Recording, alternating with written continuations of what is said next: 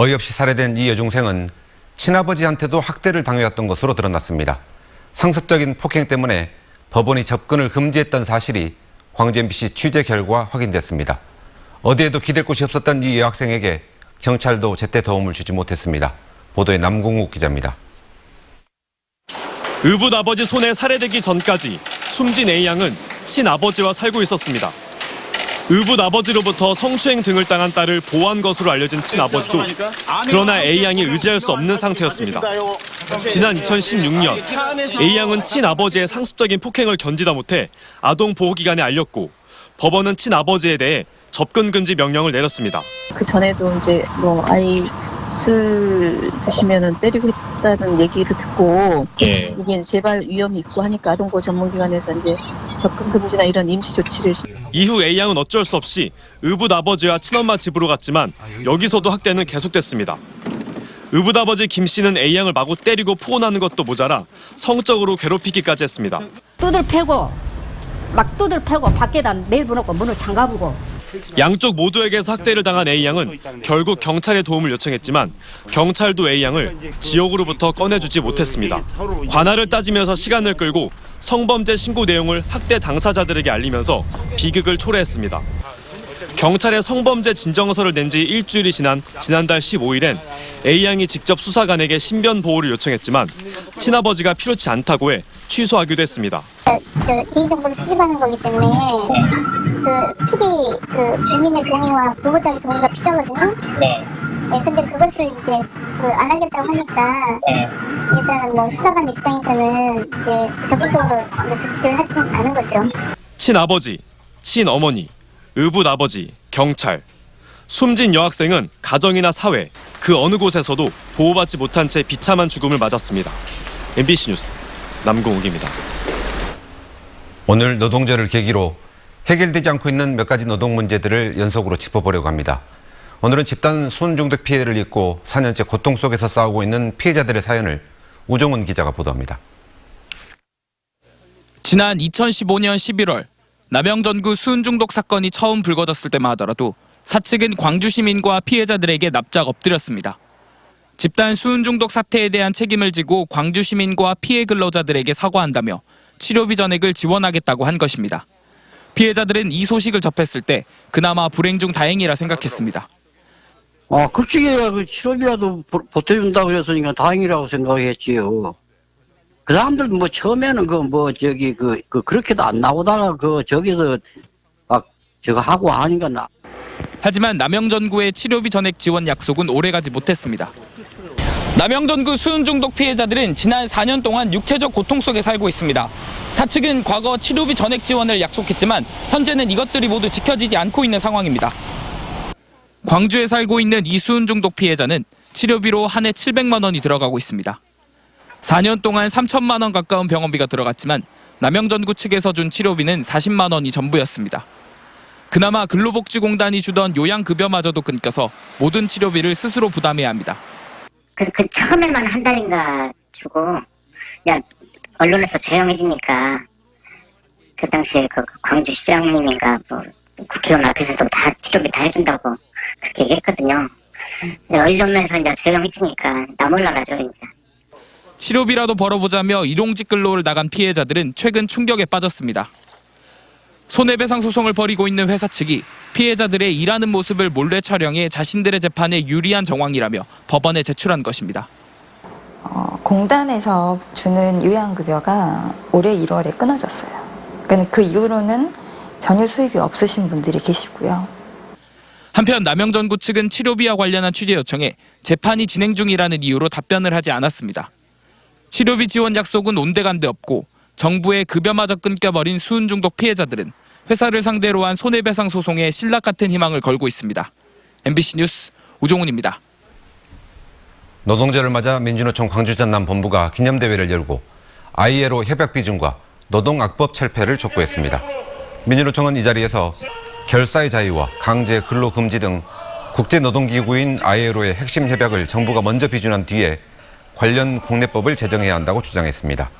또 탄력근로제와 최저임금 계약을 저지하고 비정규직을 철폐해서 노동자의 힘으로 승리 역사를 써내려가겠다고 다짐했습니다.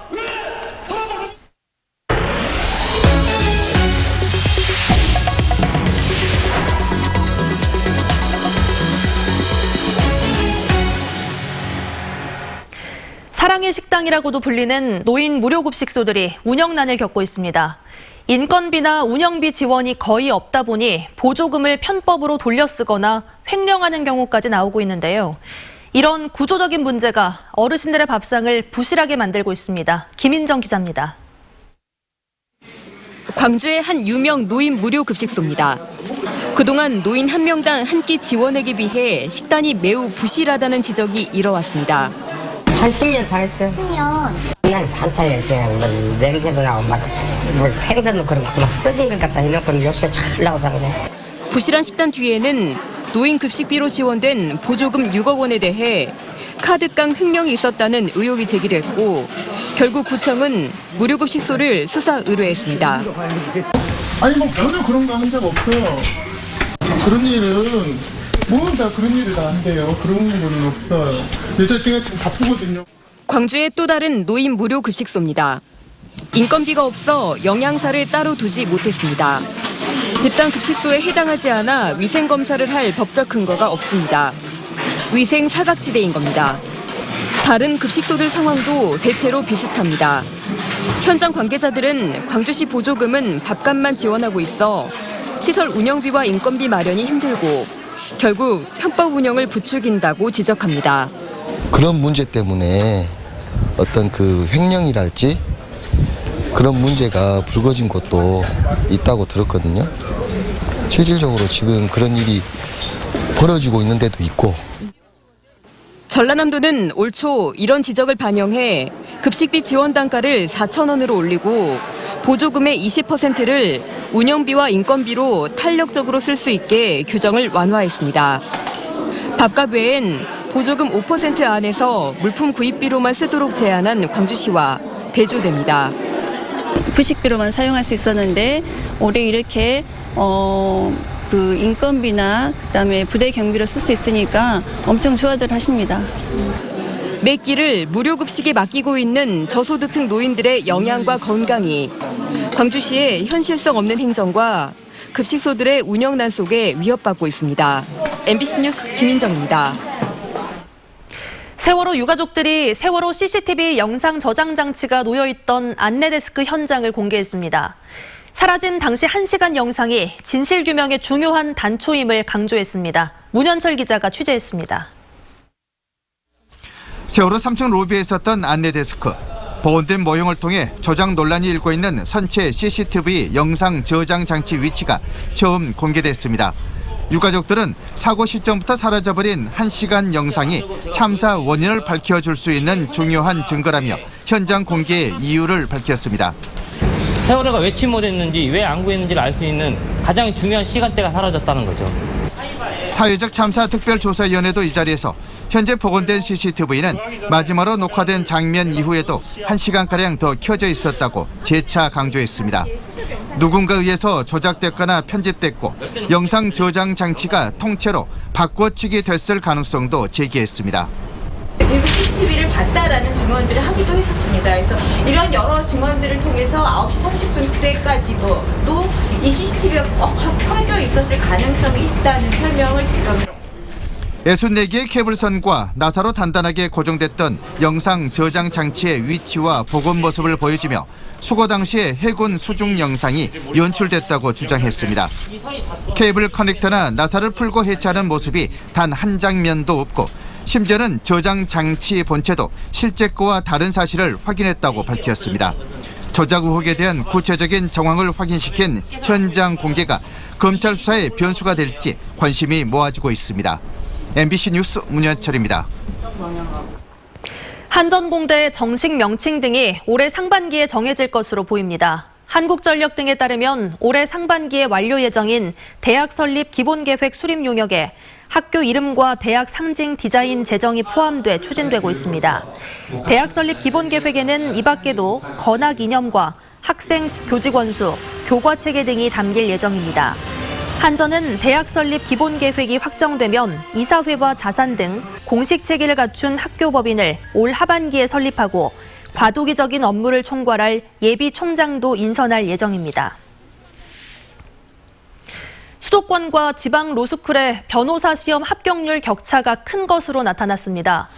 법무부가 공개한 올해 1월 변호사 시험 합격자 통계에 따르면 수도권 지역 14개 로스쿨 가운데 11곳이 평균 합격률 50.78%를 넘은 반면 지방 로스쿨은 11곳 가운데 9곳이 평균을 밑돌았습니다. 지방 로스쿨 가운데 충남대와 영남대의 합격률은 전국 평균보다 높았지만 전남대는 40.38%로 평균보다 낮았고 전체 25개 로스쿨 가운데 18번째 순위였습니다. 보수단체들이 5.18 39주년 기념행사가 열리는 곳에서 집회를 예고해 논란이 일고 있습니다.